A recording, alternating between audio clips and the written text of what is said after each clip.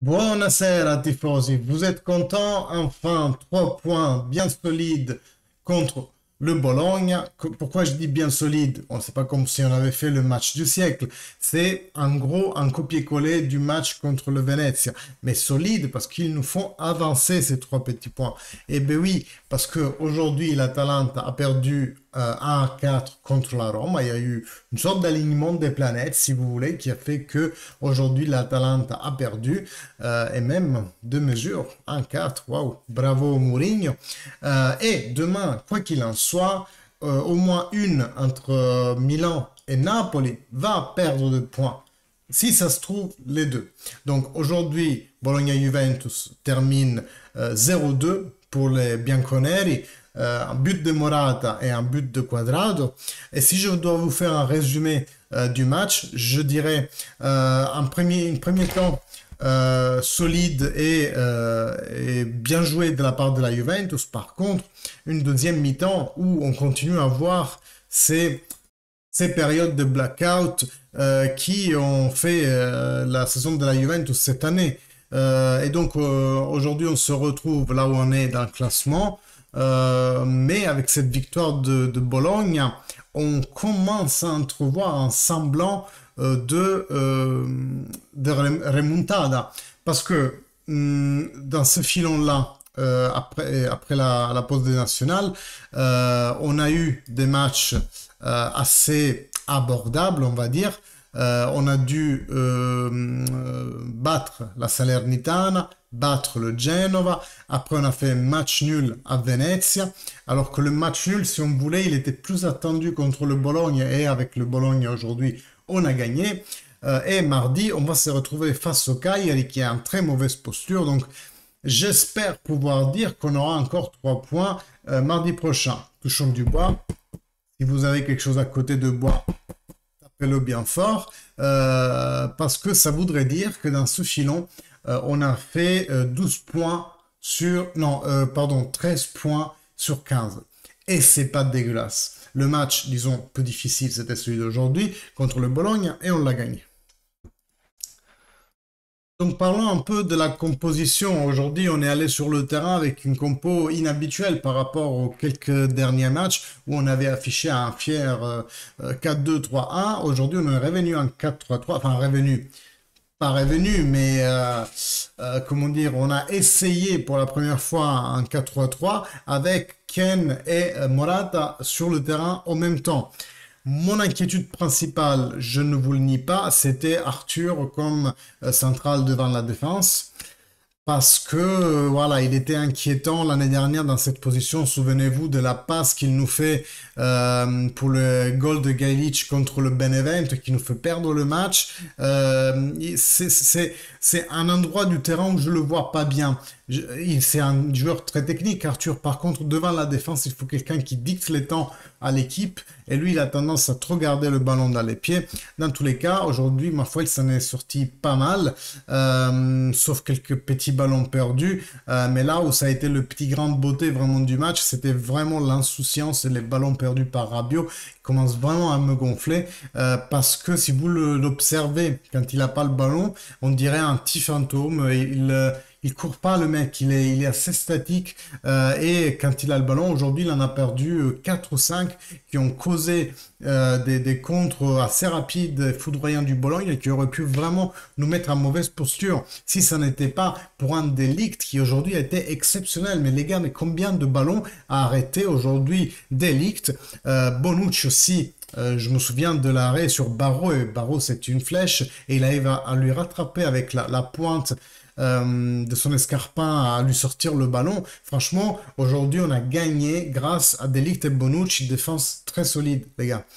Szczesny aussi, il a fait quelques beaux arrêts, notamment dans le tir plus dangereux du Bologne qui était en gros une photocopie de notre but, un ballon qui allait de la droite vers l'avant-centre qui, sans stopper le ballon, tire directement en reprise.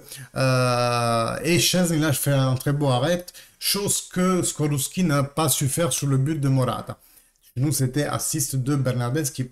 Entre parenthèses, Bernardeschi, je crois que c'est le 4e ou 5e assist cette saison, donc même s'il n'a pas marqué, très bon rendement pour lui, pour les occasions créées pour ses coéquipiers. Pardon.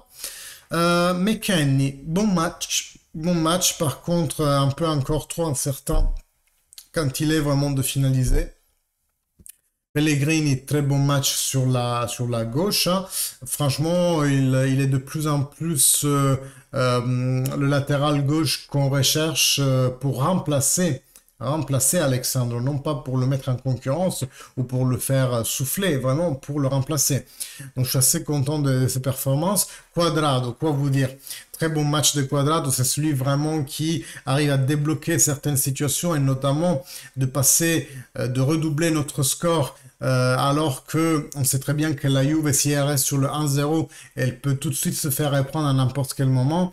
Bah, franchement, chapeau Cuadrado pour le but, même si avec déviation, et pour le presque troisième but, si vous vous souvenez bien, Caio qui est bien rentré à mon sens, et on voit aussi son premier skill, son premier changement de direction pour dribbler un défenseur et donne à Cuadrado un très beau ballon que Cuadrado presque transforme si ce n'était pour le défenseur du Bologne qui dévie le ballon en corner. Donc voilà, très bonne Juventus premier temps, comme dit dans le deuxième temps, un peu comme ça, un peu pas concentré, j'aimerais dire. Il y a vraiment quelque chose qui fait sortir certains joueurs, et Rabiot, c'est genre le premier de la classe pour ça, il les fait complètement sortir du terrain, il y a des amnésies, des fois on n'arrive pas à sortir de notre moitié du terrain et on se laisse vraiment envahir par des vagues successives. On récupère un ballon, on le donne en avant, on le repère tout de suite, et bim, tout de suite une autre vague. Donc c'est vraiment une quinzaine, vingtaine de minutes qui se concentrent à l'intérieur d'un match, mais où la Juventus perd complètement la boule. Et ça nous est arrivé presque tous les matchs, j'aimerais dire. Dans certains matchs, on a essayé à composer avec. Dans d'autres matchs, ça nous a carrément desservi. Je pense au but du Sassuolo, je pense au but du Venezia la fois dernière. Donc vraiment, c'est aujourd'hui, il faut vraiment travailler sur la concentration. Et dans tous les cas, je ne sais pas ce que vous en pensez. Dites-moi le moi dans les commentaires. Est-ce que vous n'avez pas remarqué une certaine fatigue même physique dans les 20 dernières minutes? En tout cas, l'épisode d'aujourd'hui s'appelle Dans le brouillard parce que si vous avez vu le match, vous vous êtes rendu compte que dans les 10 premières minutes et dans les 10 dernières minutes, c'était presque impossible de voir les actions qui s'est développées sur le côté opposé à celui de la caméra. Donc oui, le match était dans le brouillard, tout comme cette Juventus qui doit vraiment trouver un chemin pour s'en sortir. Là, comme dit, il nous reste le dernier match d'aller contre le Cagliari. On va aller le disputer chez nous, oui c'est ça, chez nous mardi. Et après quoi, ça sera la trêve pour les vacances de Noël. Et après, on recommence tout de suite fort contre le Napoli, les gars. Donc aujourd'hui, l'Atalanta a perdu, comme dit. Napoli, Milan demain. Croisons le doigt pour un match nul. Pourquoi un match nul? Parce que il faut essayer de faire la course pour la quatrième place sur le plus possible d'équipes. Vous direz, mais si le Naples gagne, va à égalité avec le Milan, ce qui veut dire que on peut surpasser les deux ensemble. Oui, mais non. Parce que si on raisonne comme ça, dans ce cas-là, on dit qu'en fait, on fait la course uniquement sur celle qui a les points plus hauts. Et tu fais ce raisonnement quand c'est une course pour le Scudetto. Là, c'est une course pour une quatrième place. Donc, il y a, à part l'Inter qui galope du feu de Dieu, et le prochain match, je pense que c'est même le Masseur qui va marquer avec un 6-0, un 7-0, bref.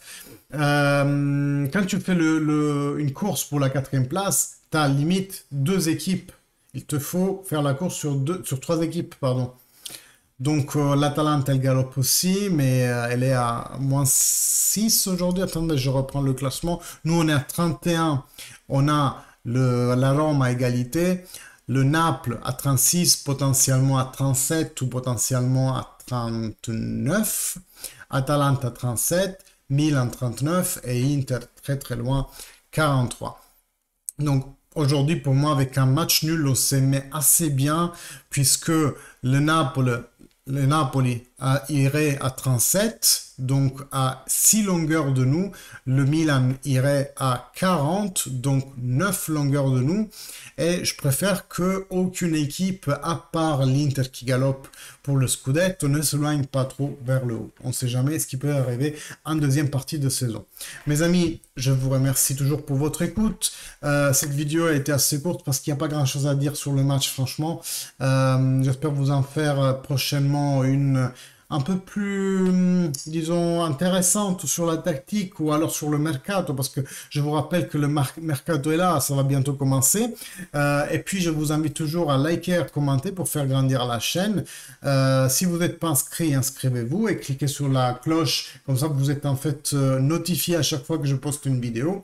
Moi, je vous dis à la prochaine, fino alla fine, Forza Juventus!